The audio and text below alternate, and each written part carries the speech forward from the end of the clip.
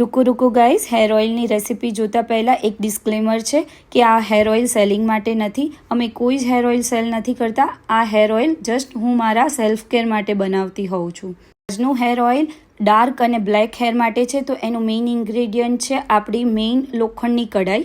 આ તેલ બનાવવા માટે રાતથી જ મેં કોપરેલ અને તલના તેલની અંદર તાજા આમળાની પેસ્ટ, મીઠો લીમડો અને કલોંજી એડ કરી દીધી હતી અને આખી રાત રહેવા દીધું હતું. સવારે એને ઉકાળી લીધું છે.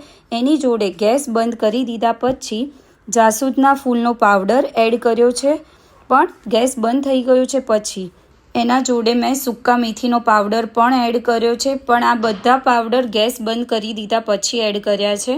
એની જોડે આ મેઇન ઇન્ગ્રેડિયન્ટ છે ગોડાવ્રજનો પાવડર. કોઈ પણ આયુર્વેદિક સ્ટોરમાં મળી જશે. એ પણ મેં બંધ ગેસ પર આ એડ કર્યું છે.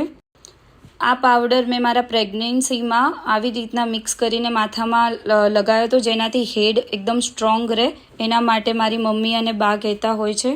ગેસ બંધ કરી દીધા પછી આ જ બધા પાવડરને આખી રાત આ કઢાઈની અંદર જ ઢાંકીને મૂકી દેવાનું છે. બીજા દિવસે એને આ રીતે કપડાં અને ચાળણીની જોડે ડબલ ફિલ્ટર થાય એ રીતના આપણે આખું ઓઇલ નીચોવી લઈશું. થોડી પ્રોસેસ મેસી છે, પણ મેક શ્યોર કે આ વસ્તુ કરશો તો તમારા હેર સ્ટ્રોંગ, બ્લેક અને બહુ જ સિલ્કી અને સરસ રહેશે.